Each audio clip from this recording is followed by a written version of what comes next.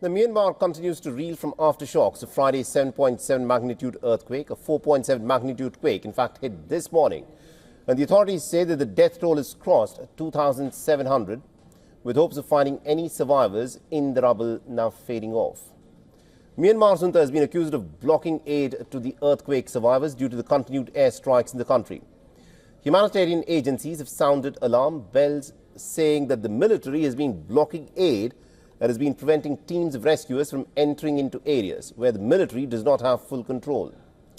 The Australian representative of Myanmar's exiled opposition National Unity government has said that the junta is leveraging control of the checkpoints to block medicines flowing to areas that are controlled by the National Unity government and the ethnic resistance groups.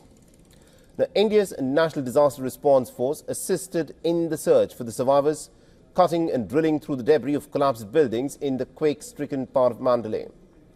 New Delhi has deployed about 118 personnel under Operation Brahma, under which the survivors have successfully been transferred to the field hospital via the two Indian Air Force C-17 heavy-lift aircraft.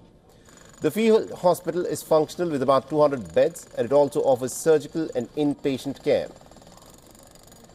A video filmed by a teenage girl is circulating online showing her trapped with her sister and grandmother in the wreckage of their quake-hit apartment building in Mandalay in Myanmar. In one of the videos, one of the girls is seen banging on the rubble of the wreckage and crying for help.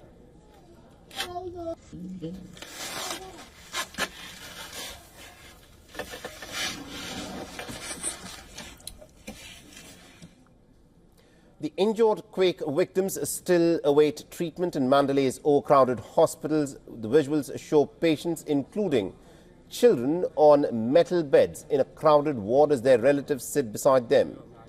In Myanmar's neighboring country, Thailand, search and rescue operations have continued at the collapsed building site in Bangkok, where 74 people remain missing, with realistic chances of survival diminishing 96 hours after the quake.